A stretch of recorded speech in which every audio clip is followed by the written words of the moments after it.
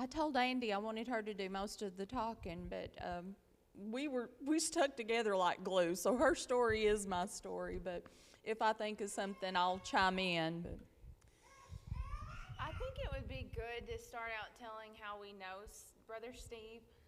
I think I remember him first from the year 2000, and early in mine and Josh's marriage, we went to Unity Baptist, several Bible schools, and helped them. We would work during the day and run up there every night, but Sunday and Wednesday night to help them. And I've worked with him on a couple of building projects through the Macedonian missions, and we've just always kept in touch. And my friend that invited us over to Europe, Brother Steve, messaged me and said, I need a dentist for this mission trip.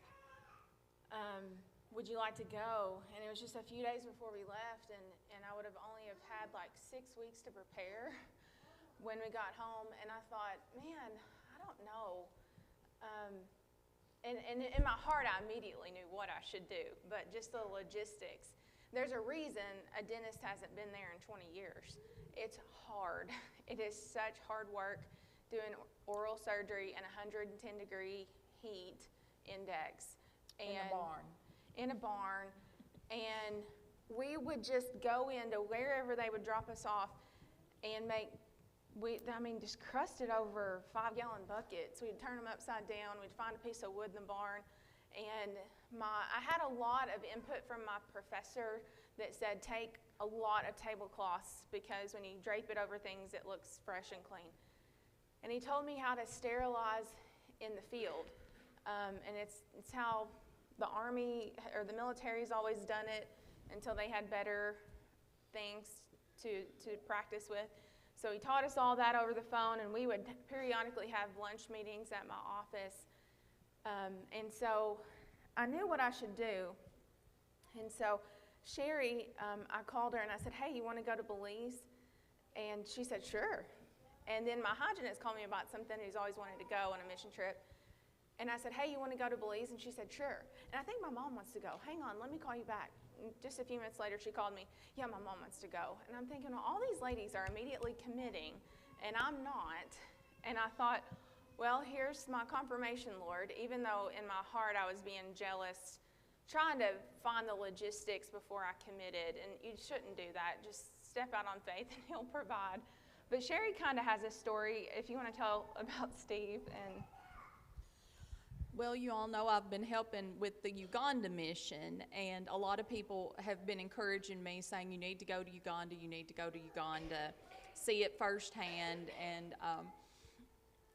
And once again, I thought, I have nothing to offer these people. I have no skills. Why would I go 20-some hours, But anyway, I was just sort of at home thinking, praying, and thought, Lord, I don't want to go to Uganda. If it was just Belize or somewhere. This was the day before she called me. And I don't know why, out of all the countries in the world, I thought, if it was just Belize or somewhere. So she calls me the next day and she says, do you want to go with me to Belize? And I said, okay. So that's my story. But that's how I knew, when there would be moments of doubt when people, because everybody's just patting Andy on the back and then they're all looking at me like, why are you going? And I kind of felt like that myself, like, why am I going? I don't know how to do anything. But then I'd remember that and I just knew, for whatever reason, I was supposed to be there. So. Yeah, and such short notice was tough. Gathering the supplies, but for what little I talked about it, I had $200 extra in donations than what it took to pay for it. So there was zero money out of my pocket except for a plane ticket, and it was just amazing how God provided, because it took several $1,000s, and so. You all know, I think everybody here knows Steve Meese. If anybody doesn't, you'll get to know him through the slideshow. But the man is crazy in his faith. And I look at Rochelle, how she loves him and supports him. And he's got a trigger finger, and she went to the bathhouse every morning and washed his hair for him. And I mean, she's the epitome of a Proverbs 31 woman, and I just, looking at her, I do not measure up. And if I don't measure up to her, I certainly don't measure up to Christ. So for me, I've been really busy with the practice and then COVID shutting down and just trying to keep my doors open. And then I had 2 babies in a year and nursed them. And so it was a lot. And when we were in a village called Creaky Sarko, and God took me to the middle of the Mayan rainforest to make me slow down. And it was an incredible journey, overwhelming. That Sunday morning that we were there and Steve preached, he took me to the middle of the rainforest to slow me down. He taught me so much while we were there. Just how in excess we live in America. I don't know, I was just really changed. It's hard to find the words. But I'll start off by reading this. We went to 4 different villages: Dolores, Corazon Creek, Creaky Sarko, and Sundaywood. There hadn't been a dentist there, they said, in about 10 to 15 years, but it turned out to be more like 20. Around 600 patients were seen by the medical doctors. They went to the medical doctor first, and then they were asked, do you have a dental need? Do you have a vision need? Do you have a chiropractic need? And do you need any medicines filled at the pharmacy once they were prescribed? So they kind of went through stations, and so we were one of the stations on the list. And Steve's been there for 23 years ministering. So the good thing about this mission trip is we don't just go and spread the gospel and leave them, and then they're never discipled. So it's good that he's there ministering to these people.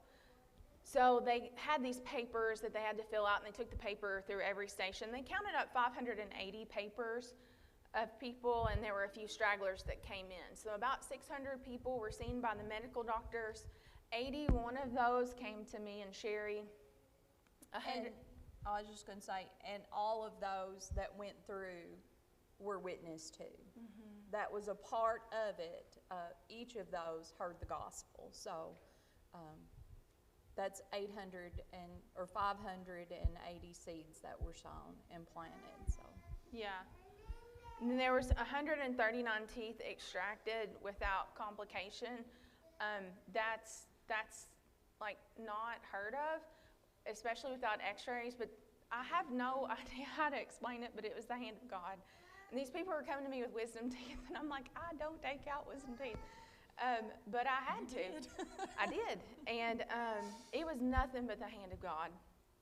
But 7 souls that we know of accepted Christ, and a lot of people were just so encouraged because Steve's been down there ministering, and then he's been ministering to other pastors, and they've been doing their job down there. So countless seeds sown and watered, but 4 hearts changed forever, and that was the 4 hearts of the dental team. So this is a small glimpse into a recent trip of a dental team of 4 who met up with 16 others on a medical team at the airport in Belize City, Belize.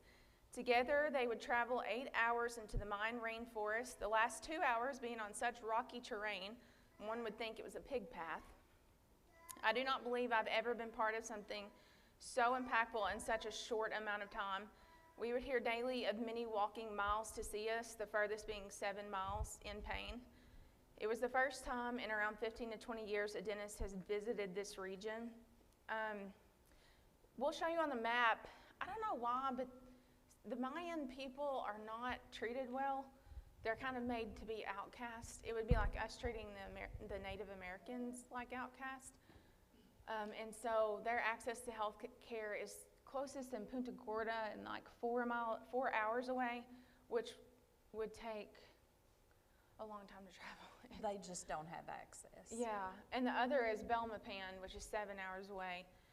And so you don't want to travel at night because of the cartel, and also you have to have a place to stay overnight, and they can't afford that, so they just don't go.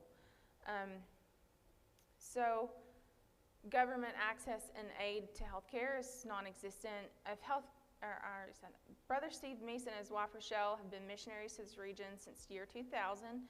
Their heart for this country is indescribable. They serve beyond what their health allows and still find ways to continue to serve. Steve had a heart ablation, and you're supposed to go home and sit for 4 weeks and then come back for a checkup. He went to Belize in 1 week, and then he spent 2 weeks preparing the way for us to come down there, which until you're down there, you don't understand what he was doing.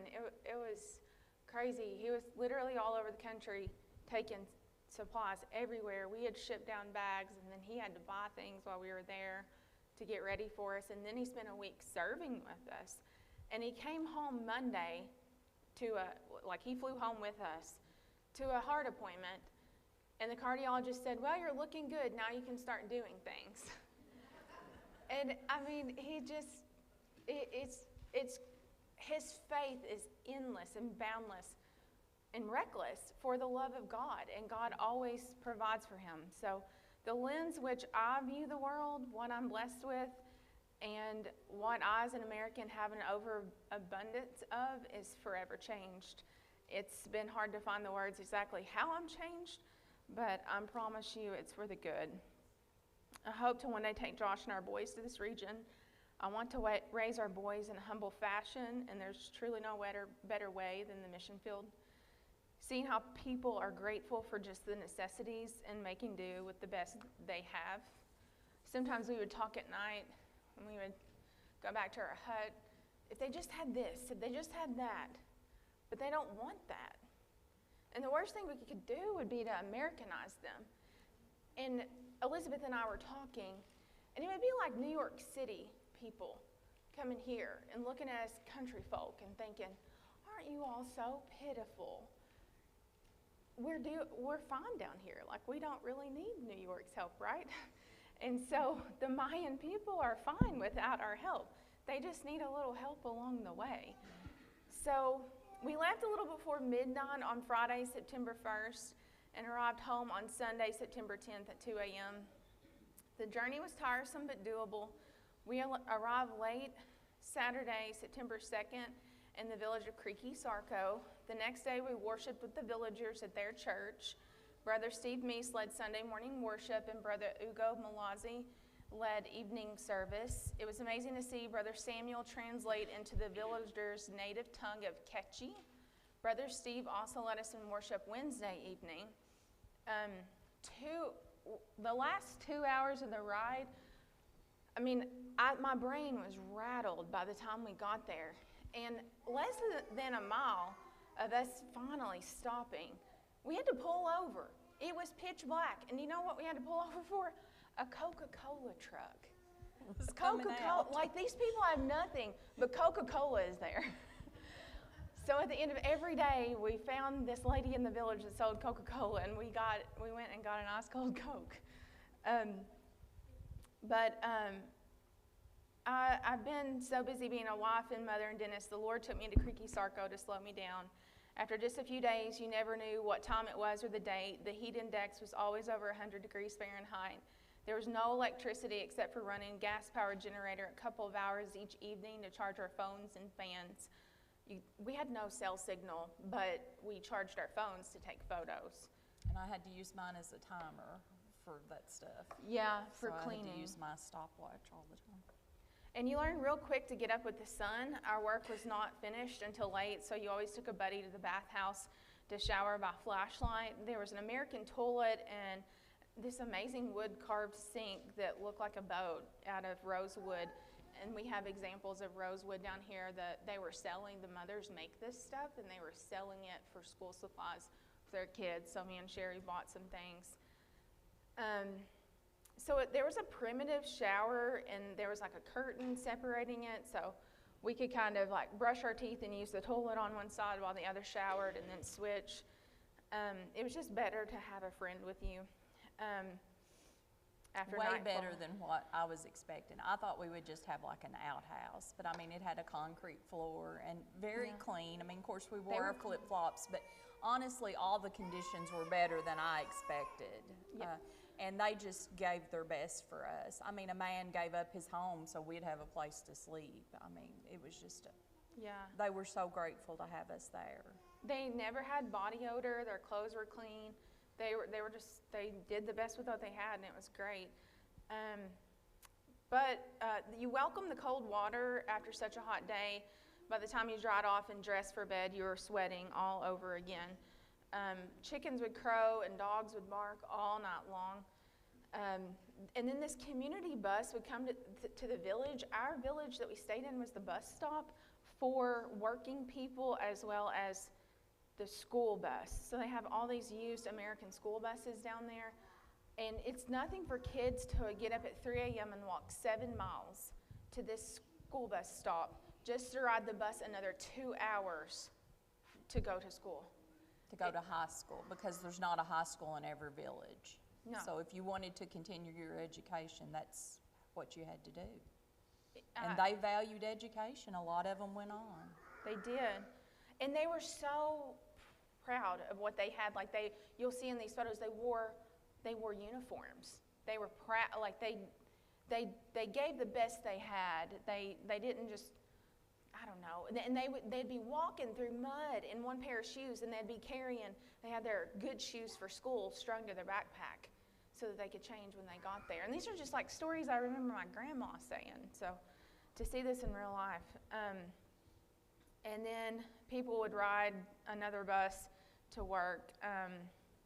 And then food was really different. They don't butcher well, and so a lot of what we ate, like the chickens and the pigs walking by, that's what you ate the next day. And so you had to like dissect your food as you ate it a lot, but they would stand there and watch you because they were so proud of what they gave you, and you ate it. You ate it. And when Queen Elizabeth went there, she would ask for gibnut, and it's this rodent that has the fur that looks like a little baby fawn, and they call it the royal rat. And so it's considered a delicacy. And yeah. I mean, they served that to us, so it was a privilege. They were so excited to serve it to us one night. And it tasted like roast. I mean, it wasn't that bad.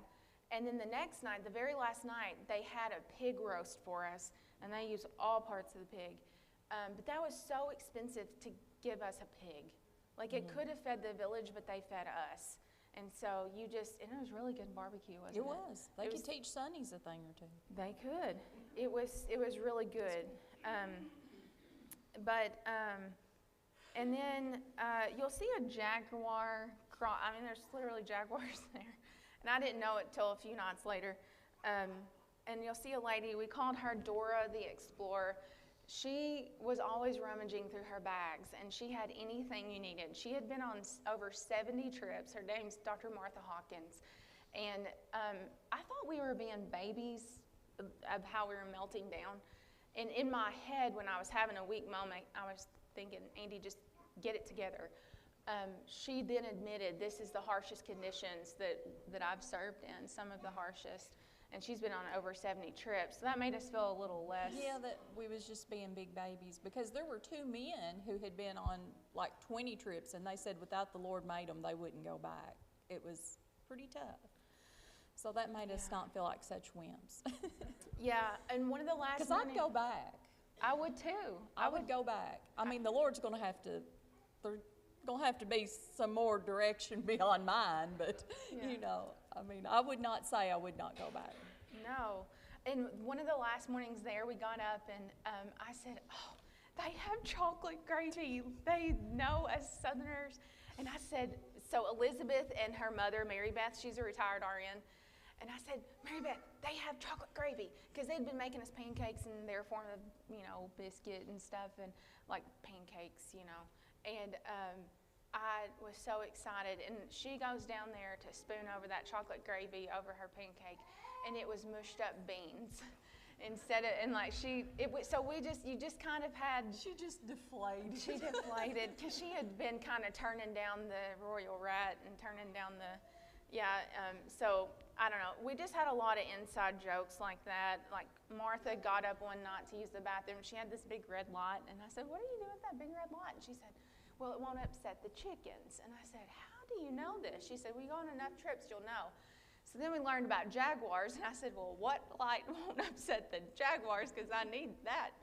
And we just had a lot of good inside jokes. And then, but there was a lot of education on oral hygiene for the children. We gave out tons of candy, but they loved it. But we educated, because the best way to prevent having to take out a tooth is brushing and flossing. So there was a lot of education that went on as well.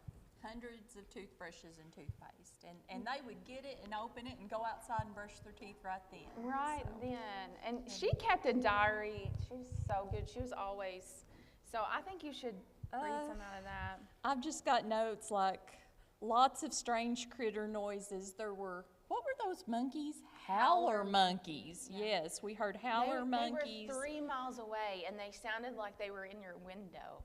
It was. The roosters crowed at 2:30. They never waited till daylight. They always crowed at 2:30. And they done it real mad like. They didn't sound like our roosters. They sounded like they was really mad. They might have been going to be supper that night. And that very first night, there was just this really, really intense thunderstorm. I mean, loud lightning, and just, we was all awake praying. I'm pretty sure we thought we was going to heaven that night. But I didn't know. I thought, well, is this what it's going to be every day? Because we knew we were going in the rainy season.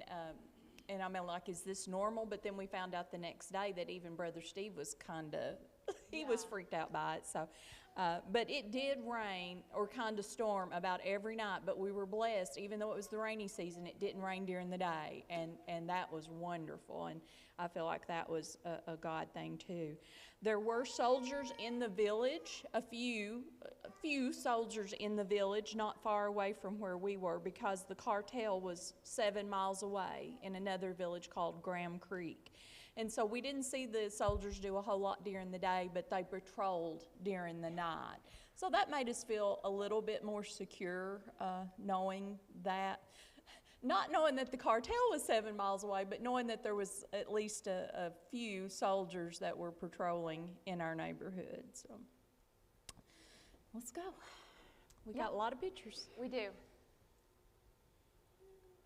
So I don't have a pointer, but hopefully you all can see Mexico in green at the top, and then Guatemala is in yellow, and then Honduras is down here. The orange part's Belize. The very tip top. Go to the very bottoms where we were. Yeah, the very tip top up there in the orange near Mexico is Sartenia. And that's where Brother Steve lives. And when he needs supplies, he trucks them through Mexico. Brother Ugo, that you'll see in this presentation, helps him get supplies. His name is Dr. Ugo. He helps them get supplies through Mexico. So Brother Steve lives in the tip top of Belize. We were at the very tip of Belize near the Guatemala border. And Steve, those 2 weeks after his heart ablation, was running supplies up and down the country. It doesn't even show Creaky Sarco on there. You can see Punta Gordy, but we're well below that. Yeah, very, very far from. You see that river? Brother Steve crossed that river, and we'll talk about that more in a minute. The little river. Sarstoon. Yeah, to go into Guatemala, Brother Steve. That gives you kind of the picture, like we weren't around the Caribbean Sea. We were inland, away from anybody.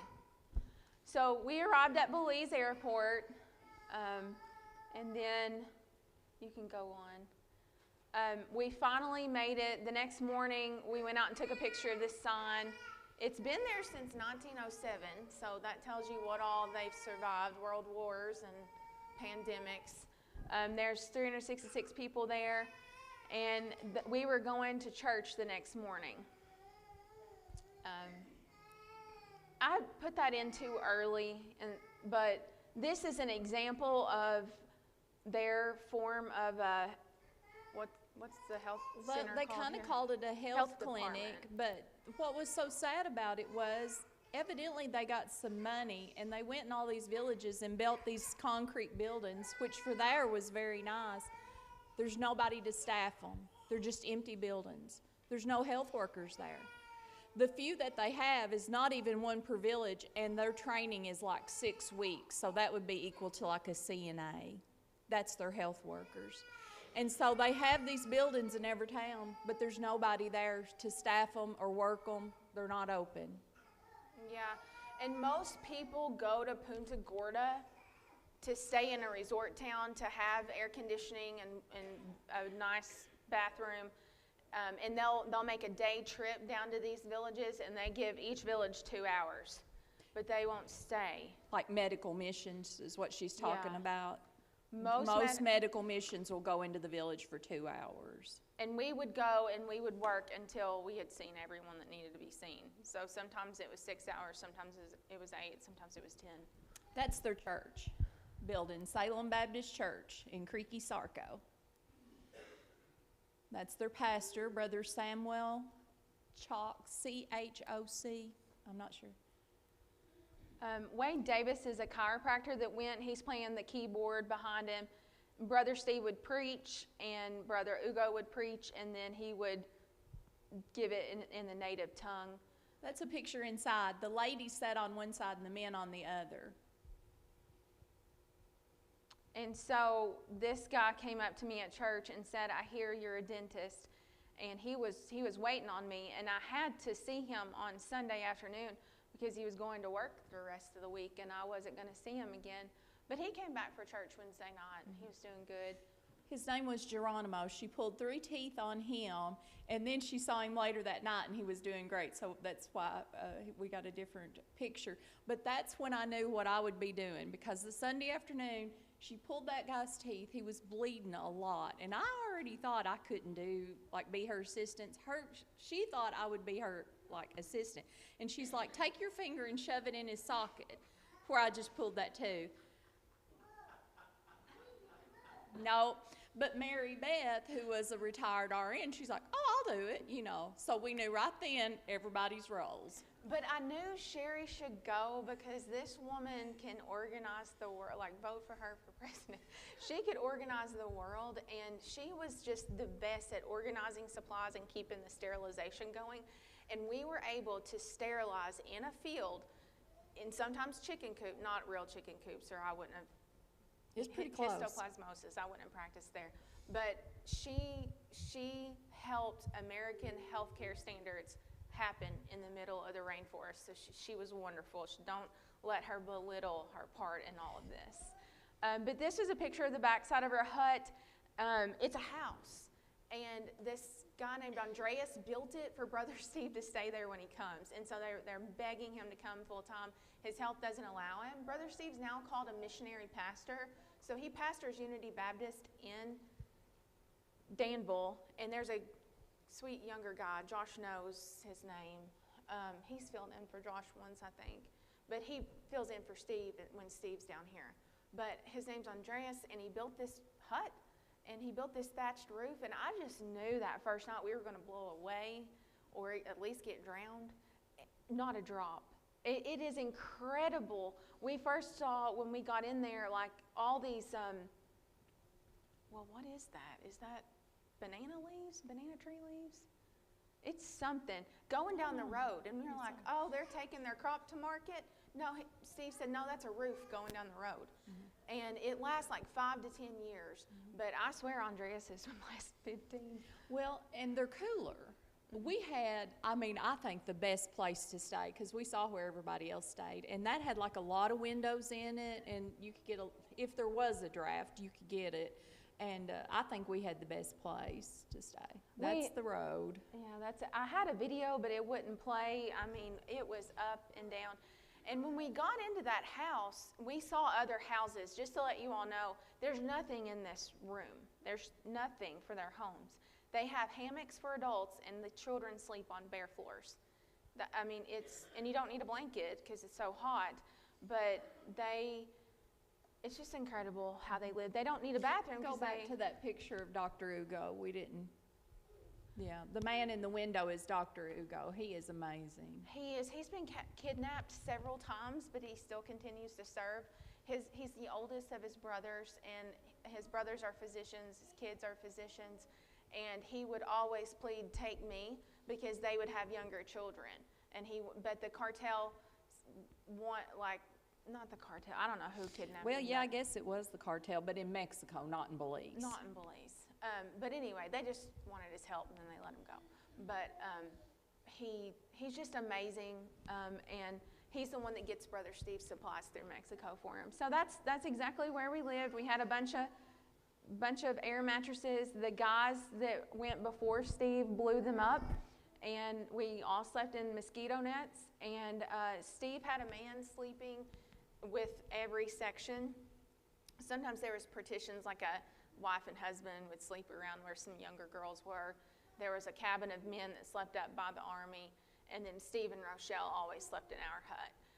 And when we were putting our beds up and getting everything together, there were a couple of machetes in behind some wood, and I just made a mental note, if I need that. But there's more to that story. That was our first day. Yes, and that's Cheryl. She's Pastor Samuel's daughter. She was our translator. She's so sweet. Yeah. Because most of the young kids, they learn English in school, but if older, middle age could speak somewhat, and then older folks, they just spoke that catchy. They didn't even really speak Spanish. They just spoke that Mayan dialect. So that was part of our setup. I mean, we used whatever we had. We used our suitcases, and put a door across it or whatever we could find, but it all worked out. And we kind of went through, can you go back, Matthew? Those were, I know nobody cares about sterilization, but I cared about giving these people the best. And you have to go through those buckets, and then that's like our tray set up, and then there's all my clean instruments I'd choose from. But we don't have a picture of it, but we had a stove and a pressure pot that we learned how to sterilize in the field, and Sherry would start the timer on that, and it was an autoclave. It was compressed steam that would kill AIDS or HIV, any hepatitis, because the last thing you want to do is go and help these people and then spread communicable diseases. And so I was just so proud of Sherry. She brought American health standards to there. We had shipped those chairs down there. I was finding it easier to extract my bracing against a wall, but it was still really hard. So the next day, one of the OBs that was down there for women's health had one of these chairs that stood taller, and that was just a lifesaver. And we were stationed by a school, and you could hear the kids singing. They're Catholic, and they were saying their prayers, and they were saying their pledges, and it was just so precious to hear their little voices. It was wonderful. I look like death warmed over in that one picture, and that's exactly how I felt. We were so tired, but I made buddies because I'd let them play with my phone. Yeah, but that was at the end of the day. At one time, she had like 12 little boys around her looking at her phone. They were amazed. And then that's Elizabeth. We have funny stories about her. We love her. She took the shoes off her feet and gave it to some mamas who were walking miles. Then she took the shoes off her mother's feet. When we were hot, we realized, let's just keep working. We feel terrible after we eat. So we just worked 8 hours, and at the end of the day, they had brought us lunch, little cheeseburgers, and cut up watermelon. I was just ready for that watermelon. And Elizabeth's mom goes to looking for the cheeseburgers. And she said, "Elizabeth, where's those cheeseburgers?"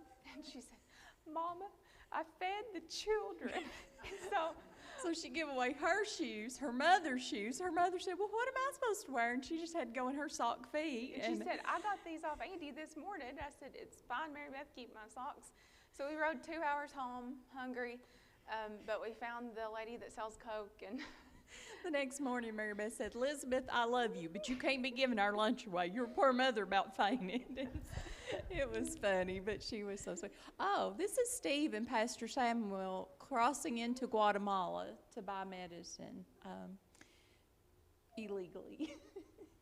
But yeah, they have a lot of diabetes problems, and they had ran out of metformin, and Steve knew he needed to go get more medicine. His goal is to have a medical team down there every 3 months to give them a new 90-day supply of medicine, and a dentist down there once a year. And they ran out of medicine. and he crossed by river versus land, and he went into the bank to exchange American money, and the woman said, "Let me see your passport," and there was no stamp, and she said, and he said, "Lord, give me some Spanish to speak," and he said, "You know, what's wrong?" And she said, "I see no stamp." And he said, "I entered by river, not land." And she said, "No stamp, no money." And there's a security guard that lets you in and out of the bank, and she kept looking at the security guard, and he was like, "Lord, help me not to get arrested." And she let him go without telling on him. But then Pastor Samuel knew of someone that owned a hardware store, and they exchanged $200 worth of American money. They went and they got the medicine, and they came back, and the guy that was supposed to be waiting on them with the boat, after dark you don't move because the cartel moves. And it's starting to get dark, and the guy's not anywhere around.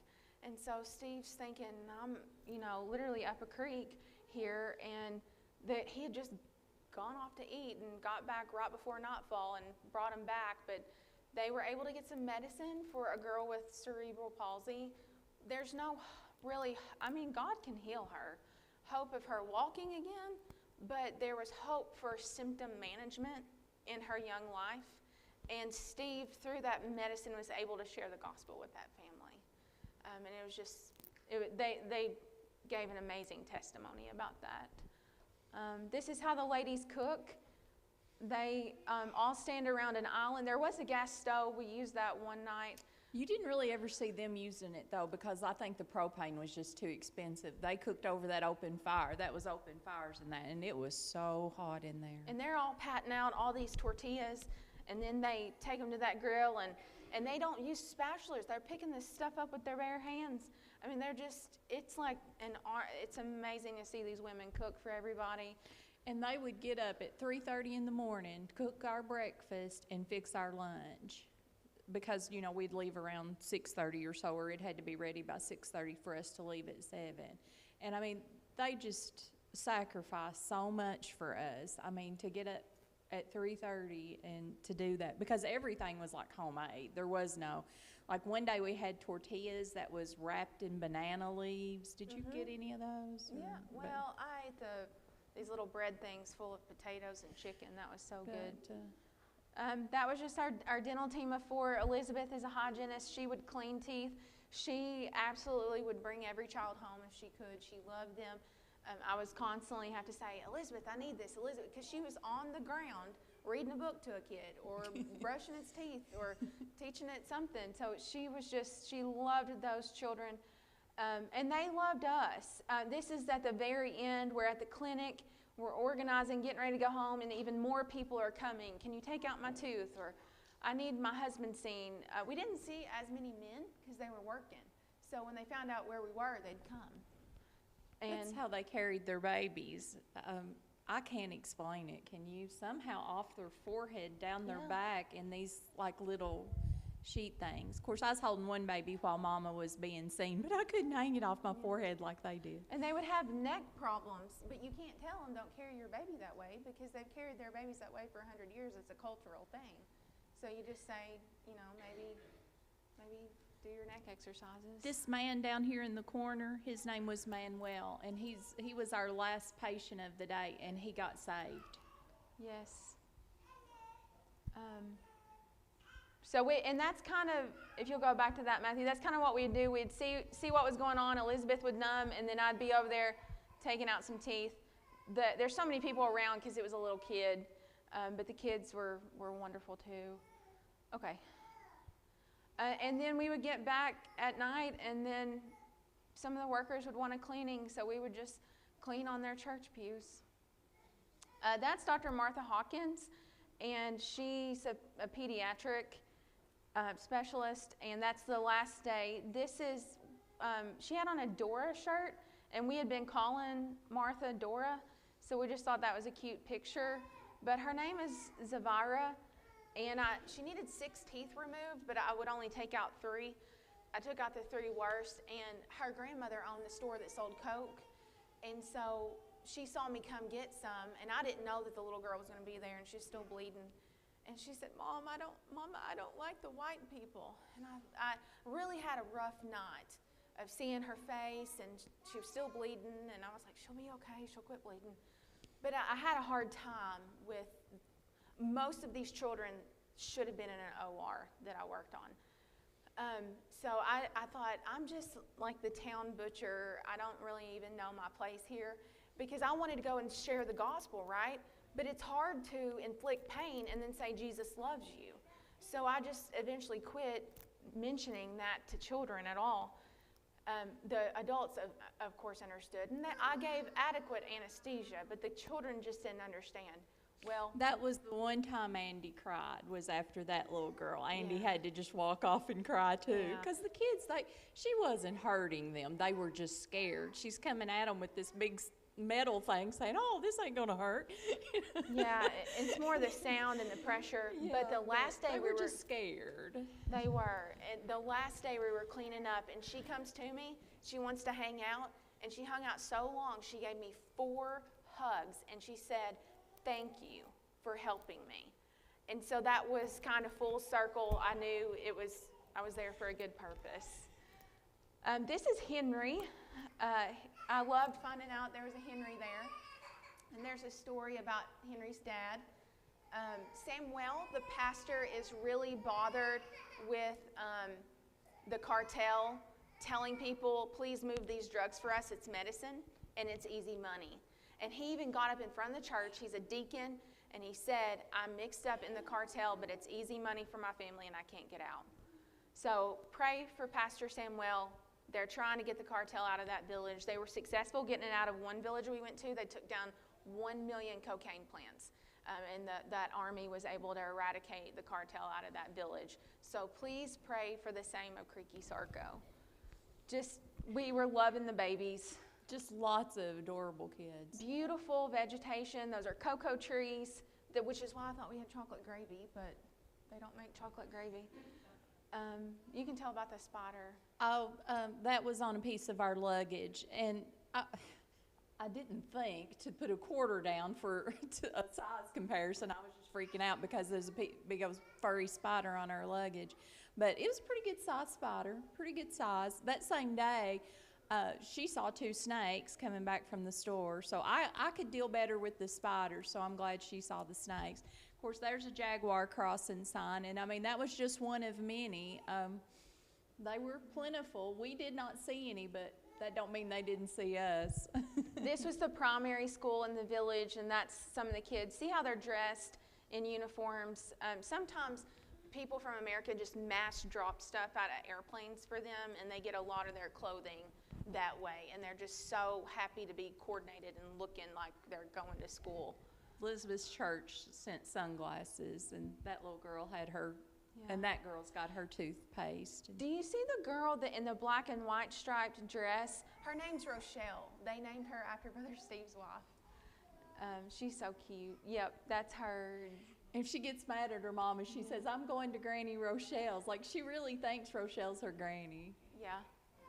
And then this is a picture of the clinic in Creaky Sarko, and that was built earlier this spring. And the next thing is to paint it and drywall it and put tile in there. And these are all of the luggages full of supplies that we left down there for them for the next time. And that's the sunrise. We got up and took a shower on the last morning, and that was the sunrise. It was just beautiful. There's Steve. He was hauling stuff. He had no business carrying stuff, but he just works so hard. We had to make him sit down. We just took a picture with him. And then he called it a Smartie party. We had Smarties candies, and they were feeding him. That was at the end of the week. He was taking it easy. And that's Samuel. Do you see the gun in his lap? Manuel. I didn't recognize him. He wanted to ride. Steve just pulls over and is like, open the van. And he had a machete, a gun and a machete. And this guy gets in the van, and I'm looking at Steve. He's got a gun and a machete. And then we realize it's Manuel. And I've just taken a tooth out on him. And he said, oh, last dentist many years ago, pain, but this time no pain. And that made me feel good. But he just needed a ride, and that was the whole team. Last morning, I got my arm around Henry, Dr. Ugo, and Dr. Erica Kelly right there. lots of nurse practitioners, Dr. Davis, Dr. Martha Hawkins. That was everybody with a lot of the kids. And then we went to Placencia to have a good shower and a good night's rest. But notice the bars on the windows. That was mine and Sherry's beach hut. And then they asked if I wanted coconut water. I thought they was going to bring me a water. They brought me a coconut with a straw. So that was cool. And anybody got any questions? We're over time. Josh said don't go over time, and I did. So I feel your pain, honey. Any questions? We probably exhausted it. It was great. It was hard. I'd go back. Like I said, we can tell you what we did, but we can't tell you we can't make you feel what we felt, you know. But it was amazing. And I'll add this. I talked to Brother Steve. You know, we support Belize missions now, not him. None of the money that we send goes to Brother Steve. It all passes through to the works there in Belize, because, you know, his salary is through the church where he pastors now. So if that's ever a question for anybody, he does not keep any of that. All of it passes on to the works down there in Belize.